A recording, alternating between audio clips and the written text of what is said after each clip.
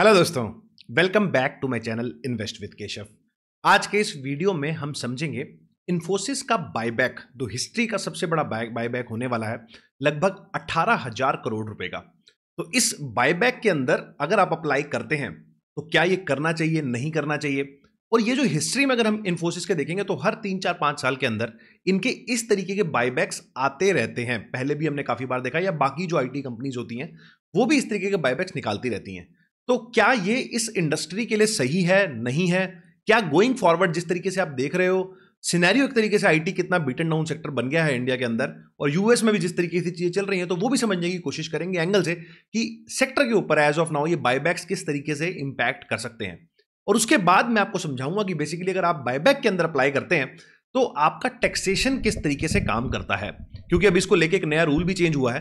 तो उसको लेके भी अब मैं आपको इन डिटेल थोड़ा बताने वाला हूं कि जो बायबैक्स हैं, अगर आप जब उसमें अप्लाई करते हैं पहले क्या होता था और अब क्या नया रूल एप्लीकेबल हो गया है 1 अक्टूबर से 2024 से। तो एक तरीके से कंप्लीट डिटेल होने वाला है इस बायबैक के ऊपर। तो वीडियो को अंत तक जरूर देखिएगा, चैनल को जरूर सब्सक्राइब कर लीजिएगा ताकि आपको इस तरीके के इंपॉर्टेंट वीडियोस टाइमली मिलते रहें। तो चलिए दोस्तों, वीडियो को स्टार्ट करते हैं। सबसे पहले हम समझते हैं कि इस बायबैक का लगभग जो अमाउंट है, जैसा मैंने आपको बताया 18,000 करोड़ के आसपास का इसका अमाउंट होने वाला है। और इन्फोसिस की हिस्ट्री अगर उठाएंगे तो सबसे बड़ा buyback as on date Infosys ने निकाला है। अब ये क्यों निकाला है और मैं क्या सोचता हूं इसके ऊपर, मुझे ऐसा लगता है कि ये कंपनीज जिस तरीके से बायबैक करती हैं इनको ये नहीं करना चाहिए। क्योंकि अगर आपके पास फ्री कैश फ्लो है, और जिस तरीके से पहले भी इन्होंने इस कैश की फ्री कैश फ्लो को बांटने के लिए कभी डिविडेंड देते हैं, कभी ये बायबैक्स करते हैं, यही सारे मीडियम होते हैं एक तरीके से शेयर होल्डर को रिवॉर्ड करने के लिए। और ये सारी कंपनियों ने पिछले 25-30 सालों में सारी चीजों को रिवॉर्ड किया है, जो कि इन्वेस्टर के पर्सपेक्टिव से देखेंगे तो बहुत अच्छा है। लेकिन ग्रोथ के पर्सपेक्टिव से अगर देखते हैं, कंपनी की अगर ग्रोथ पर्सपेक्टिव आप समझेंगे तो उस चीज से मेरे को लगता है कि ये चीज सही नहीं है। मेरे हिसाब से कंपनी के को अगर आप देखते हैं तो इन बायबैक से कंपनी के पास जो कैश फ्लो होता है वो कम होता है, जो उसका रिजर्व होते हैं वो कम होते हैं, जिसकी वजह से वो एक तरीके से एक तो इंटेंशन भी नहीं लगती, और जब पैसे नहीं होंगे तो आप कैसे इनोवेशन पे, रिसर्च पे, एआई पे पैसा नहीं खर्च कर पाते। मतलब आप देखिए कि इन्फोसिस इतनी बड़ी कंपनी होने के बाद, या टीसीएस इतनी बड़ी कंपनी होने के बाद, हमारे देश में अपनी कोई क्लाउड सर्विसेज नहीं है, हमारा अपना कोई सोशल मीडिया नहीं है। मोस्ट ऑफ दी कंपनी एक तरीके से मजदूरी वाला काम करती हैं। यूएस में कोई प्रोजेक्ट पकड़ेंगी, किसी क्लाइंट को पकड़ेंगी, उसका जो काम होगा वो इंडियन से कराएंगे, एक तरीके से वहां से डॉलर से पेमेंट लेती हैं, और यहां पर एक तरीके से रुपये के अंदर पेमेंट करी जा रही है और अपना मार्जिन बनाया जा रहा है। As a business model wise जब ये इन्फोसिस का जन्म हुआ 90s के अंदर, तो एक काफी प्रोमिनेंट बिजनेस मॉडल था, काफी अच्छा यूनिक बिजनेस मॉडल था, जिसकी वजह से आई थिंक कंपनी आज तक सर्वाइव कर भी पा रही है, और काफी अच्छे पैसे कंपनी ने एक तरीके से वेल्थ बनाई है। जो भी लोग इन कंपनीज में काम करते हैं, एक तरीके से व्हाइट कॉलर जॉब्स अगर आप इंडिया में बात करेंगे, तो ये सारी वो कंपनी है जिस तरीके से इकोनॉमी के अंदर काफी बड़ा कंट्रीब्यूशन किया है, एक तरीके से वेल्थ जनरेट करी है कंट्री के अंदर। लेकिन जो 20-25 साल में भी ये हुआ है, और आगे आने वाले जो 20-25 साल हैं, मुझे नहीं लग रहा कि जैसे पहले हुआ है वो ऐसा आगे होने वाला है। मैं उसको 1-2 रीजंस आपको बताता हूं।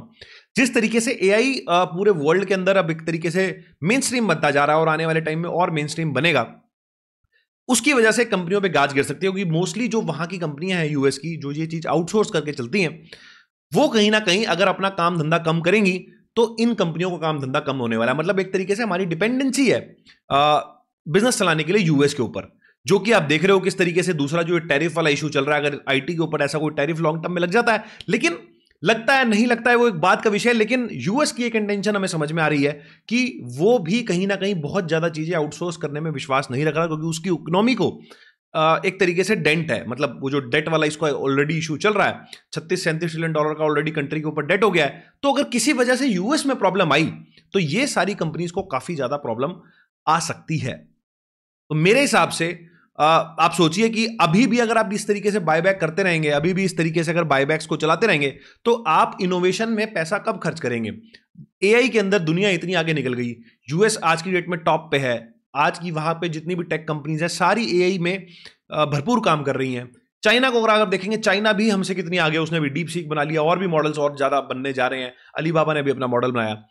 इस रेस के अंदर हम कहीं भी दिखते नहीं है, मतलब एआई में हम कहीं है ही नहीं पूरे वर्ल्ड में। क्यों? ये कंपनियां एक तरीके से रिस्क अवर्स अप्रोच लेके चलती हैं, इतना सारा बैलेंस शीट के अंदर कैश होने के बावजूद। सिर्फ ये बायबैक आप कब तक करते रहेंगे? ये कोई बिजनेस मॉडल ही नहीं है। ये तो वैसा हो सकता है जैसे टाइम से अगर आप नहीं चेंज होते तो फिर एक तरीके से आपका बिजनेस खत्म होता है। मतलब जिस तरीके से आपने देखा नोकिया अगर टाइम से चेंज हो जाता तो शायद वो आज जिंदा होता, या फिर अगर आप कोडक की बात करेंगे, कोडक जो कैमराज होते थे वो भी टाइम से चेंज नहीं हुए, लेकिन इंडस्ट्री चेंज हो गई तो खत्म हो गए। तो ये बायबैक से कोई बहुत बड़ा फायदा नहीं होने वाला। आप शेयर होल्डर को रिवॉर्ड करते रहोगे, लेकिन अगर बिजनेस ही नहीं रहेगा तो किस तरीके से हम उसमें ग्रोथ, क्योंकि स्टॉक मार्केट में जो पैसा लगाने आता है वो डिविडेंड्स बायबैक्स के लिए चलो ठीक है वो होता है, लेकिन मेन होता है वो ग्रोथ के लिए पैसा लगाता है, वो कंपनी की ग्रोथ के ऊपर बेट करता है। अभी पीछे जो टीसीएस का भी हमारे कॉन कॉल भी सुना था, उन्होंने बोला कि हम 1% से भी 1 से 2% के बीच में कहीं ना कहीं ग्रो करने वाले हैं ईयरली बेसिस पे। तो 2% की ग्रोथ में क्या आपका स्टॉक चलेगा और किस तरीके से आप काम करोगे? बायबैक से कोई बहुत बड़ा स्टॉक ऐसे कोई मल्टी बैगर नहीं बन पाता या बहुत बड़ी वेल्थ जनरेट नहीं कर पाता। तो ये आपको थोड़ा सा यहां पर समझ के चलना है। अब बात करते हैं इस आईपीओ की डिटेल्स के बारे में। उसके लिए आपको स्क्रीन पे लेके चलता हूं और टैक्सेशन वाला एंगल भी समझाता हूं। और जो लोग अभी तक वीडियो में बने हुए हैं, आई थिंक उनको ये चीज थोड़ी इंटरेस्टिंग लग रही होगी, अब समझ में भी उनको आएगा। तो चलते हैं स्क्रीन के ऊपर। यहां पर मैं अपनी स्क्रीन ओपन कर दी है। आई होप मेरी स्क्रीन आपको विजिबल है। यहां से आप देखेंगे अब 2025 के अंदर ये जो हुआ है, इशू साइज की अगर हम बात करें, जैसा मैंने आपको बताया 18,000 करोड़ रुपए के आसपास का साइज है, $2.04 बिलियन का इशू साइज है। प्राइस जो यहां पर है इन्फोसिस का वो यहां पर है 1800 पर शेयर। तो इसकी अगर बात करेंगे एज ऑन डेट, जब मैं वीडियो बना रहा हूं तो करंट प्राइस से ये 19% प्रीमियम में, आप देखो 20% के लगभग ऊपर पे माल बाय किया जा रहा है। शेयर्स जो ये लोग बायबैक में लेके आ रहे हैं वो 10 करोड़ इक्विटी शेयर्स है, लगभग 2.41% ऑफ द इक्विटी, लगभग 3% की इक्विटी बायबैक कर रहे हैं, जो कि एक बहुत बड़ी बात है क्योंकि स्टॉक की परफॉर्मेंस नहीं है। इनको लग रहा है कि शेयर होल्डर्स को रिवॉर्ड करेंगे तो शायद वो बने रहेंगे, बट एक दो बार आप ये कर लेंगे, लेकिन ये लंबा नहीं चलने वाला है बायबैक्स वाला। आप कितनी बार बायबैक्स लेके आएंगे? अल्टीमेटली अगर ग्रोथ नहीं होगी कंपनी के अंदर तो ये बायबैक्स ज़्यादा टाइम तक चलते नहीं है। मोड है रेंडर ऑफर, आप मतलब जब भी ये अभी इसका कंफर्म नहीं हुआ कि कब इसका रिकॉर्ड डेट होने वाला है जब मैं वीडियो बना रहा हूँ। तो जब भी आएगा उसका रिकॉर्ड डेट तो आपके पास जो भी शेयर्स होंगे आप उसके अंदर बायबैक कर पाओगे। उसका जो क्या रेशियो आता है क्या नहीं आता उसकी डिटेल्स बाद में आएंगी, तो उसमें वीडियो बाद में भी कर सकता हूँ। बट एज ऑन डेट अभी वो चीज़ें कंफर्म नहीं है। तो हम आपको पता है जिस तरीके से आपको डीमैट में होता है उसमें बायबैक का ऑप्शन आप वहाँ पर होता है, आप अपने ब्रोकर अकाउंट से लगा सकते हैं। Largest buyback in the Infosys history, तो अब तक का सबसे बड़ा बायबैक है इनका, जैसा मैं अभी आपको बता ही रहा था।